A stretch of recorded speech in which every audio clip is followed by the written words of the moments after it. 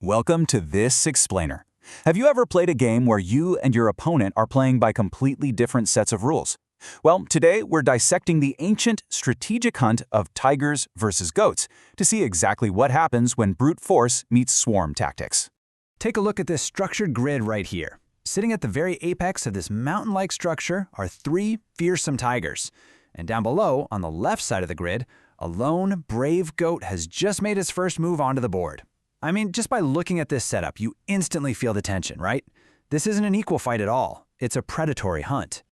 So, what we're looking at is the perfect example of an asymmetric board game. What does that mean? Well, opposing players have entirely different pieces, movement rules, and win conditions. You aren't just trying to outscore each other doing the same thing, you're basically playing two completely different games on the exact same board. Here's our agenda for today. 1. The hunt begins. 2. The tiger's deadly leap.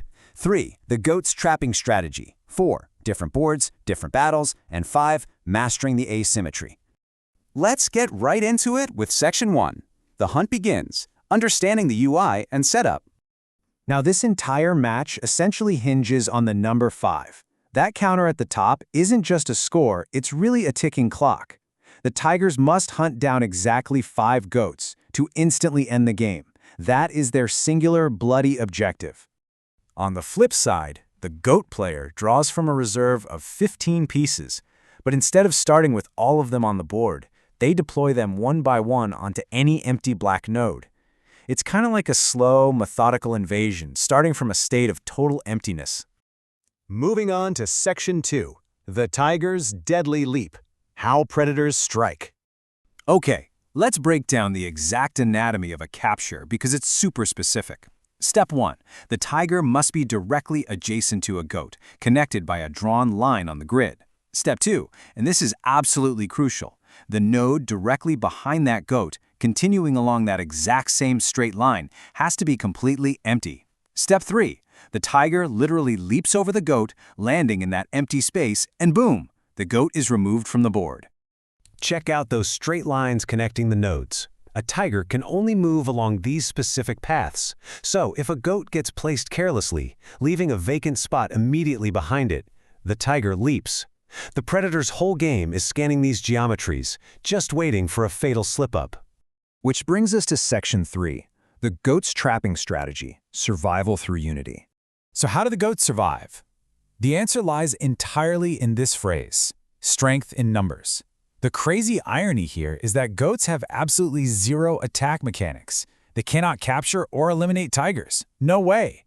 A goat's sole weapon and its ultimate path to victory is just its overwhelming numerical advantage. Remember those 15 goats waiting to be placed? That's the entire arsenal. They achieve victory by working together to create complete paralysis. By swarming the tiger's positions and physically occupying those potential landing spaces we just talked about, they choke off all movement. If a tiger has no empty node to jump to, it's trapped. Complete claustrophobic paralysis is the goat's only win condition. Look at that starting apex cluster again. The goats know the tigers want to push downward. So the goats have to place pieces precisely on those intersecting nodes just below to build an unbreakable wall. You're basically trading space and maybe sacrificing a few lives to construct a cage. Next up is Section 4, different boards, different battles, grid density. Comparing these two layouts reveals just how fragile this asymmetry really is. On the left, we've got our standard 3-tiger triangle with 15 goats.